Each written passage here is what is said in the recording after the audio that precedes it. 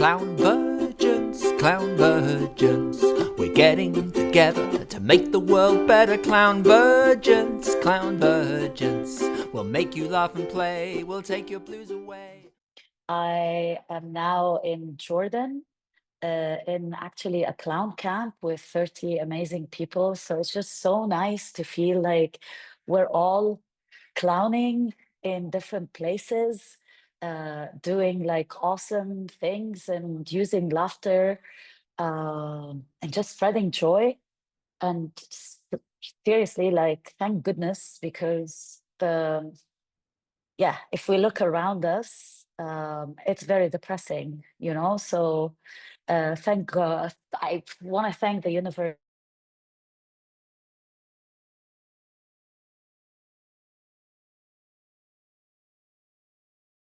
uh, who are obviously in constant war. I'm here with people from Palestine. We have a team in Gaza that definitely could not make it. Many people we don't know anything about. So, and I'm here with people from Jordan, Lebanon. Uh, would have liked to have people from Syria, but they couldn't make it to Jordan. So, it's all about borders and wars, and this is a lot, um, where I always or most of the time find myself. My name is Sabine Choucair. I'm the founder of Clown Nel, a very merry band of troublemakers. We're based in Lebanon, but we work all over the place. Uh, I would say the story of Clown Nel doesn't really start in Lebanon, or it didn't really start in Lebanon. It really started in Mexico or London, or I don't know, India. That's where I also actually met Sukhmani. So it's also very nice to be on, like, in the same space with you, Sukhmani. Uh, so anyway, I was in Mexico clowning around with wonderful Gabriela Munoz, who's an amazing, amazing, phenomenal clown. And we were just clowning around, and over, some tacos and tequilas, we were like, clown me in. Uh, but I'll rewind a bit. Uh, so before clowning, I was a very, very serious Lebanese girl growing up in civil war. So, we didn't really have birthday parties or red noses, no art. I think the first time I went to the movies, I was 15 years old, and I was like, wow. So most of my childhood was like really like sound of bombs, and my parents going like, oh, run to the corridor, or let's go to the shelter. And I mean, the sad part is like, I felt that this was normal, like this is how what people do, or how people live, which is deeply sad, to be honest. And now when I look at people, and I feel like this is sad. It's sad to feel like this is a normal reality. So anyway, drama aside, when I turned 9, the war stopped, and I never say the war stopped in Lebanon. I'd say paused, because in our part of the world, the war always pauses but never stops. And anyway, I had a great childhood. So just to be like, I was a child celebrity, and that's another story. So it was all good. And years later, I discovered clowning with Giovanni Fusetti. And honestly, I feel like that moment, I was so pathetic. I mean, funny pathetic, like greatly pathetic. Um, yeah, love Giovanni. Me too. I love Giovanni from the bottom of my heart. So my first clown name was Flower. And I was basically this like really paranoid clown with hardcore PTSD, you know. Everything made me jump. Someone laughed, I would panic. Someone cried, I would cry harder. Someone would touch me, you know, I would almost call the UN. You know, it was like very, very uh very funny and pathetic. I keep thinking about it this way. And really like clowning opened like a marvelous, terrifying, beautiful space inside me. So for me, clowning wasn't just about, you know, slapstick, but it was really like a doorway, a mirror, a way to finally meet this like frightened child with a lot of traumas who's hidden in corridors and in shelter during the war. Um, and as much as, you know, as dramatic as it sounds, but it's completely true. Like it was both hilarious and painful at the same time. And like, imagine, you know, dancing cha cha cha with your anxiety and your PTSD and your traumas, just like this is clowning for me. And this is when it really hit me that clowning uh, doesn't heal, or clowning heals, but it doesn't heal by avoiding pain. It really heals by playing with it, shaking it, hugging it, embracing it.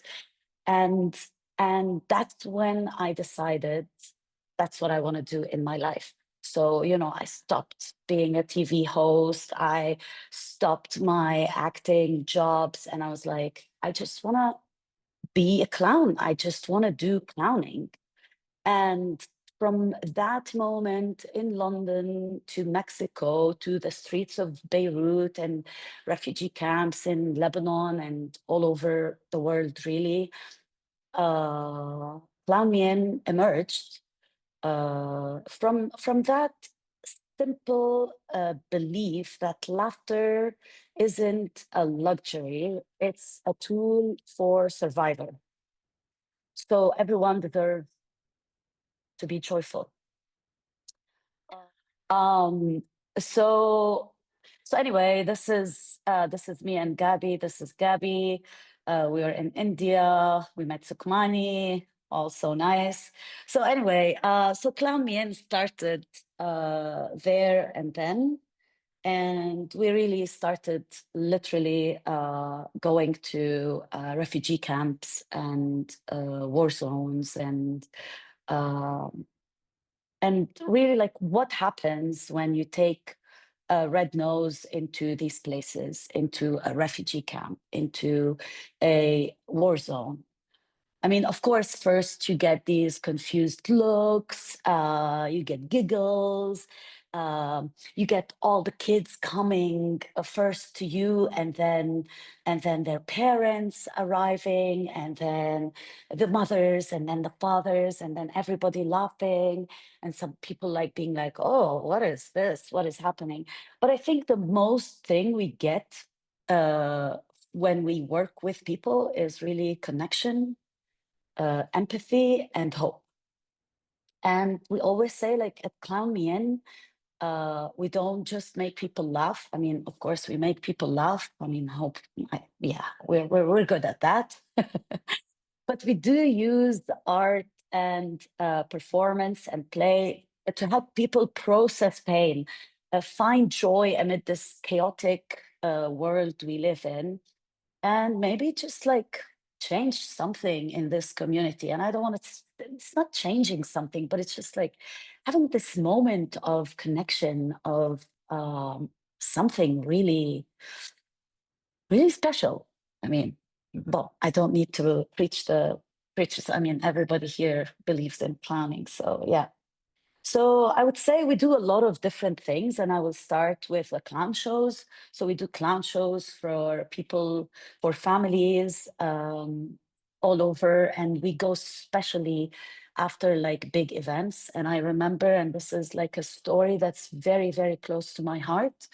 After the 2020 explosion in Beirut, where 300 families were displaced and a lot of houses were destroyed. We were performing like 3 weeks after the explosion. We were performing in a place, and then after the performance, the organization we were working with called us and said there was a girl who hadn't spoken for a whole 3 weeks after the explosion. And after the show, she ran back home and she actually told her father told him the story of the whole show. And it was the first time she spoke after the explosion. So for us, it's like we have a lot of those stories um, after our clown shows and after the work we do. And yeah, it's just amazing. Um, so yeah, anyway, we're everywhere, all over.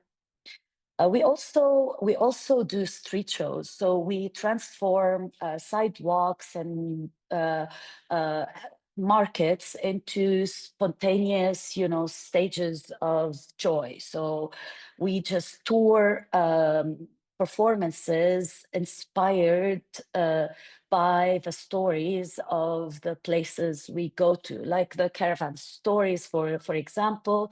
The Caravan project, we used powerful stories from Syrian refugees recorded and performed on a traveling van. And then performed like everywhere. And we would spark street debates. Often to like very, very hostile spaces. And we just turn resistance into just openness simply by mixing humor with truth. And that's really what we do with street performances. Um, we do a lot of forum theater where the audiences don't just watch, but they participate. And also, of course, all of the stories are also taken from stories that we gather on the streets of towns where we go to. We also do creative art, psychosocial support. Our project's name Cape, because, obviously we're superheroes wearing capes all the time. Uh, and we work with women and teenagers, and this is the project we're now workshopping here, and we're very, very happy that we're able to reach really remote places in really harsh places like Yemen, like Gaza, like the West Bank and Syria and Lebanon, of course, and Jordan.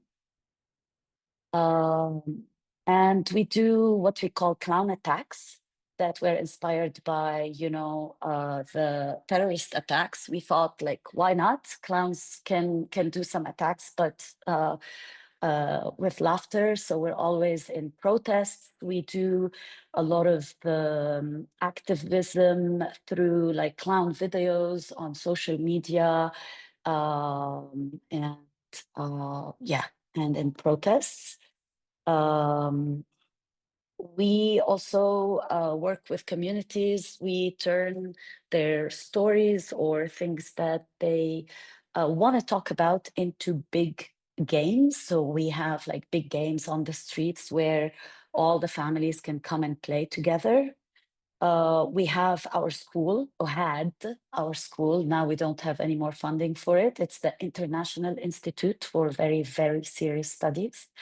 Um, so it is very serious, we teach artists and not to perform at communities, but alongside them. So we have, we do different things: clowning, masks, physical theater, and all really based on social therapy. And yeah, we're exploring how to play with the situations around us. And I think it's our team. I think the magic of Clown Yen isn't just the shows or workshop, but it's actually this beautiful team. They're all performers and facilitators. Um, and yeah, we don't simply perform, but uh, we listen, we laugh together, we cry together, we turn misery into joy, tears into bubbles, you know, sometimes real ones even. Uh, and we go really from, and I'll go back to like my personal story, you know, we go from personal traumas or personal, yeah, personal traumas to community strength, and from isolations, from shelters, from uh, uh, corridors to connections to I am not alone. Uh, and we're together. We can fix this, even though we, you know, okay, we haven't fixed anything yet, but you know, we try. We've been doing this since, I don't know, 20 years, but you know, and I'll stop sharing. I just want to say like a last thing, and I think, oh, that was more than 10 minutes. Sorry. Just want to say something like last thing that like people don't need pity, they need play, and they don't need saviors. They just need space to be seen and heard and to be silly. And above all, like we all need each other, and clowning is the place for it. Thank you. There ain't no place I'd rather be. You're lighter than the sun and the stars to me. Everybody's family at the Clown Virgin.